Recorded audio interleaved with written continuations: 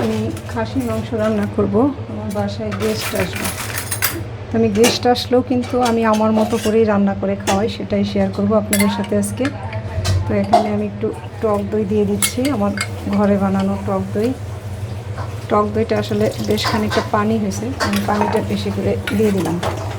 Marinate করে রাখবো সে সময় আমার নাই, অনেক বেলা হয়ে গেছে। মাংসটা এখনই নিয়ে আসলাম, চুলাটা ধরায় দিয়ে আমি একে একে মশলা দিব।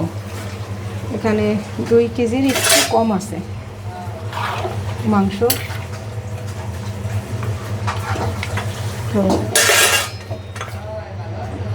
এই পেঁয়াজ দিয়ে দিচ্ছি। আমি রান্নাটা একদম মাপ মতো করি না, আমার হাতের আন্দাজে আর কি আমি করি। দিয়ে দিলাম রসুন। এই রসুনগুলো কিন্তু হয়ে যাবে, মিশে যাবে পরে। দিয়ে দিচ্ছি আদা বাটা, একটু বেশি দিলাম আদা বাটা। মিশাই, আমি মশলা দেব আর এটা নাড়তে থাকবো। একটু কড়াইটা একটু ছোটোই হয়ে গেছে, আর একটু বড় পাত্র হলে ভালো হতো। যাই হোক, দেখা যাক কী হয়। এটা হচ্ছে ধনে জিরার গুঁড়ো, আজকে সকালে গুঁড়োটা আমি করে নিয়েছি। যেহেতু খাসির মাংস একটু বেশি দিলাম। দিয়ে দিচ্ছি হলুদের গুঁড়া।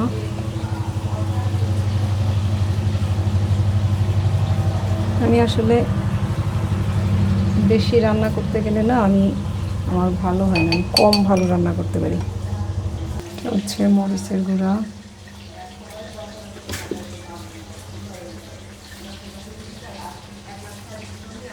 আর একটু দিই, খাসির মাংস তো একটু ঝাল ঝাল ভালো লাগবে।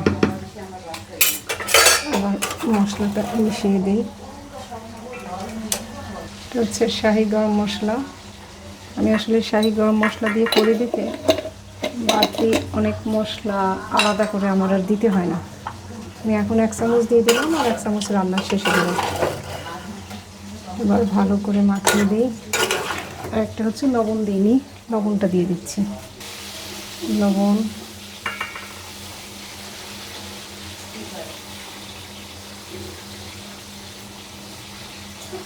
ব্যাস।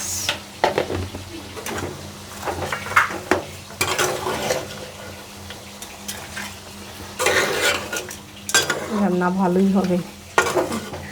আমি যখন রান্না শুরু করি তখন মনে মনে সবসময় ভালো চিন্তা করি যে আমার রান্না ভালো হবে।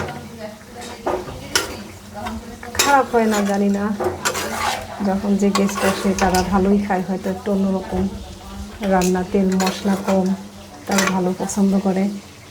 এটার আপাতত কাজ শেষ, বাস এবার ঢাকা দিয়ে। এবং এটা আমি অল্প আছেই কিন্তু করবো, এটা রান্না করতে আমার 1 ঘন্টার বেশি সময় লাগবে, আস্তে আস্তে হতে থাকবে। তো সাথে থাকুন।